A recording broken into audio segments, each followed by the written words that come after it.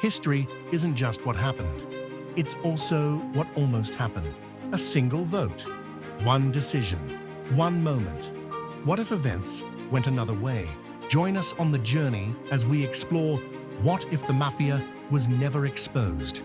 On November 14th, 1957, dozens of America's most powerful crime bosses gathered at the estate of Joseph Barber Sr. in rural New York.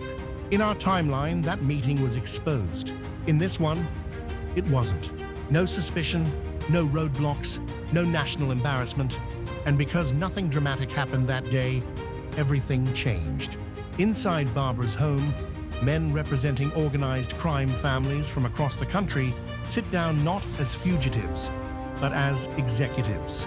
At the center of this quiet consolidation stands Vito Genovese, ambitious and determined to solidify control over the National Commission.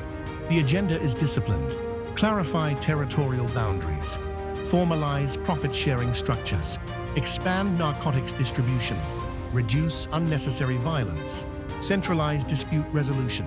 The key outcome is not a single decision, it is unity. For the first time, the Mafia sees itself clearly as a national institution, and just as importantly, it sees that the government does not. The absence of disruption teaches the Mafia something critical. They are invisible. In the real world, the Apalachin exposure embarrassed law enforcement and forced the FBI to acknowledge organized crime's scope. In this timeline, that reckoning never happens. The FBI, under J. Edgar Hoover, continues to downplay the idea of a coordinated national mafia. Without photographic proof and public outcry, federal priority remains elsewhere. Cold War threats, political dissidents, and civil rights activism. The Mafia, meanwhile, adjusts strategically. Large gatherings become rare. Coordination moves to smaller, compartmentalized meetings. Communication becomes layered and insulated. They learn the most important rule of long-term power: do not appear powerful.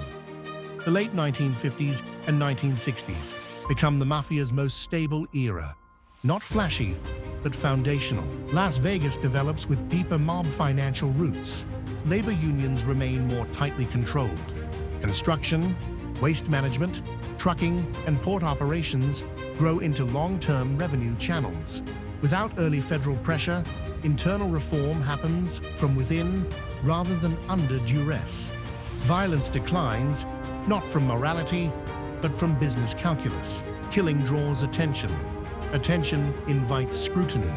Scrutiny threatens longevity. The Mafia becomes corporate, and corporations are harder to prosecute than gunmen. In our world, exposure led to evolution, eventually culminating in aggressive enterprise crime laws like RICO.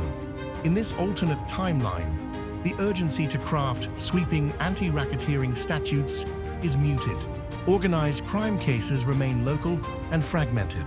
Prosecutors struggle to demonstrate enterprise coordination because official acknowledgement of such coordination never crystallized in the public mind. By the time Congress considers broader tools, the Mafia has already diversified. Front companies are layered.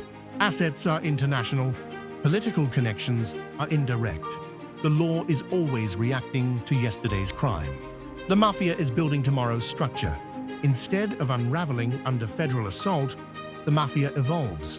Younger leaders, educated and business-savvy, replace volatile street bosses. Investment portfolios expand into real estate development, private sanitation monopolies, entertainment, and nightlife, import-export logistics, and early offshore finance. The organization slowly transitions from overt racketeering to embedded influence, not crime families running neighborhoods, but networks shaping industries. And once influence embeds in legitimate markets, it becomes nearly indistinguishable from capitalism itself. In modern America, the Mafia is no longer a visible criminal syndicate. It is a quiet economic stakeholder. Entire regional industries carry legacy inefficiencies born from decades of monopolistic control. Construction costs run higher in certain cities, not because of obvious extortion, but because contracts circulate within entrenched networks. Waste management remains consolidated. Certain shipping corridors operate through long-standing alliances. Cash-heavy industries quietly protect historical relationships. The average citizen doesn't see organized crime. They see inflated prices. They see limited competition. They see systems that feel locked. The hidden cost of invisibility is structural stagnation. Without a dramatic mid-century reckoning, anti-corruption reform never gains the same urgency. Political machines in key cities remain influential longer. Campaign finance loopholes widen earlier. Organized crime doesn't control politicians directly. It influences the ecosystem around them. Contractors, donors, labor intermediaries, development coalitions. Policy decisions tilt subtly toward maintaining status quo networks. There are no smoking guns, only persistent patterns. In this world, corruption is ambient rather than explosive. And ambient corruption is far harder to uproot. Modern prosecutors in this timeline face a dilemma. There is no singular mafia to dismantle. There are business alliances, legacy networks, consulting firms, investment groups. Enterprise crime statutes exist, but they are narrower and litigated aggressively. Defense attorneys argue these are historical relationships, not criminal conspiracies. Juries hesitate without dramatic evidence. The absence of that 1957 exposure means there was never a defining origin story to justify sweeping reform. Law enforcement fights shadows rather than syndicates. Perhaps the most fascinating shift is cultural. Because the Mafia was never publicly humiliated, it was never demystified. Film and television romanticize it even more heavily. Without real-life collapse stories dominating headlines, mythology thrives. The Mafia becomes an aesthetic. Suits, loyalty, coded honor, divorced from economic reality.